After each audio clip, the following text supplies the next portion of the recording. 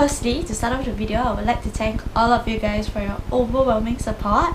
My first ever video hit 100! Yes! Okay, not 100 subscribers, but 100 views. Although it might not seem like a lot to some of you guys, it represents a huge personal achievement to me. So I'm really happy and thankful that my first ever video hit 100 views, and I hope that you guys will continue to enjoy the content that I put up. As you guys probably already can tell from the title, I'm going to be comparing two different types of hair dryers in today's video. The first one being the only Dyson Supersonic. It's worth 600 Sing dollars. Say what? It's hollow, as you guys can see. I'm going to compare it with my trustworthy hairdryer, which I've been using every single day for the past 2 years, I believe, which is the Philips Pro 2100 watt ionic hairdryer. So the Dyson hairdryer comes with 3 attachments. The first one being the one that looks like an alien UFO disc. They call it a diffuser. The second one, which is the one that I'll be using to test out the hairdryer later on in this video, is kind of like the normal attachment that you're usually given in common hairdryer sets that you can purchase, and it's just to basically control the airflow. So there's a third one as well. This one is also like a common attachment that you usually see in a lot of hairdryer sets. So as you guys can see, if I compare them side by side, one is actually larger and broader, and the other one is a lot thinner. Oh my god, I have a wonky like hair strand here. Okay, don't mind that. I'll be releasing it anyways.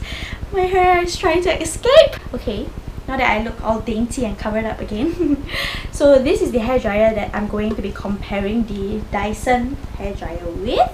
And this hairdryer has been my trusty friend. I've been using it for the past 2 years every single day. And it actually comes with 2 head attachments. The one that I'm using is obviously the narrower one, as you guys can see, and there's actually a wider one which I did not bring in to show. I felt that there was no point in doing so because I wouldn't be demonstrating it anyways. So just to ensure that this is a controlled experiment, I will be utilizing the same comb throughout. Another measure that I will take to ensure consistency is to use the slim airflow head attachment for both hair dryers. So by doing so, we'll be able to accurately test which one is better. So let me release the Kraken. Yes, and we're pretty American Next Top Model.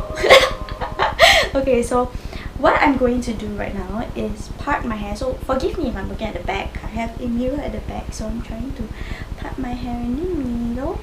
I think I look really ugly in middle parting. I just have a insecurity about middle parting, mainly because when I was young, I used to think middle parting was the only way that I should part my hair, because I wanted to follow my sister, and I used to really make sure the line in the middle of my head was super straight.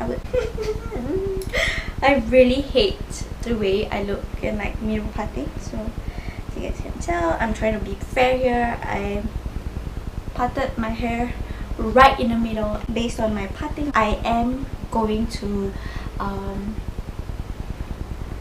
use one hair dryer for one side for 1 minute, and then I'll move on to the next hair dryer to dry the other side for another minute, and the side that becomes dry first will mean that that's the better hair dryer in terms of the speed that it dries my hair. I will be turning on both hair dryers to their maximum speed as well as heat. So I'm going to do Dyson on my left side and the Panasonic on my right. And here we go. 1, 2, 3, start!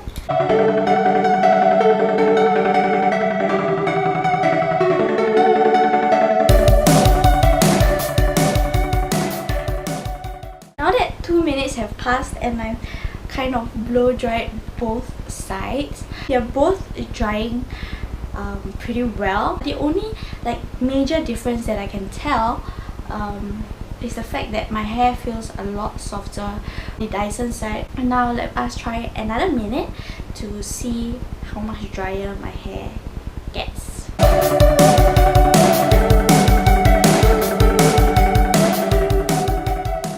So stop, and so it's dry now, completely dry. So let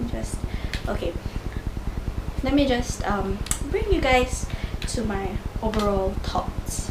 Firstly, I personally feel that the Dyson, as fast as my Philips hairdryer, I didn't feel that there was a huge significant difference, if there is even any, you know, based on this experiment of mine.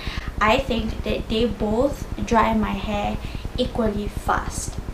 But the huge difference that I'm noticing between the two sides is that the side that was dried by Dyson feels a whole lot softer.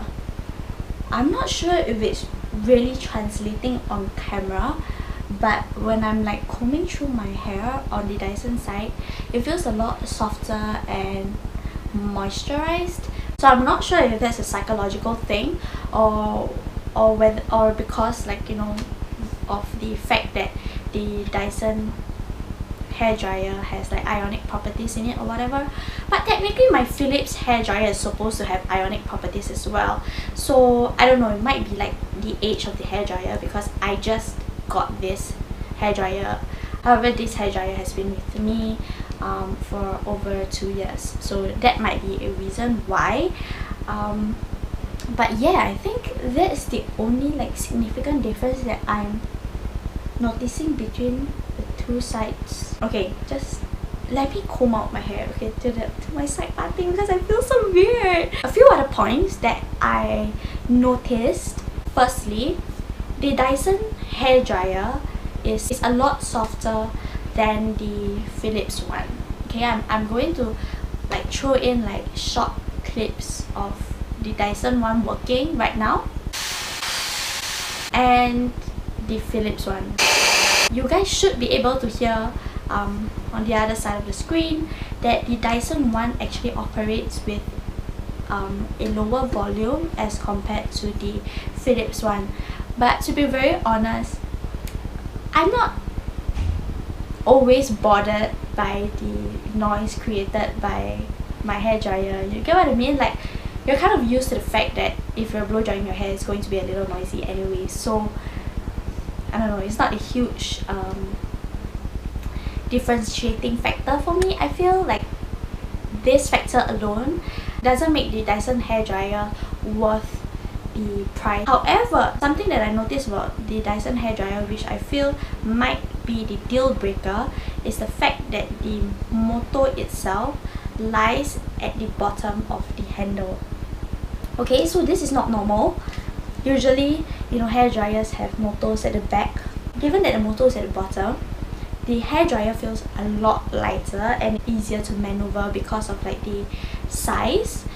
You know, like you don't have an elongated end here. If you're like me and you blow dry your hair every single day, your hand just gets so sore because it's taking so long to blow dry your hair. Having a hairdryer that is so much lighter, it's a feature that I would welcome.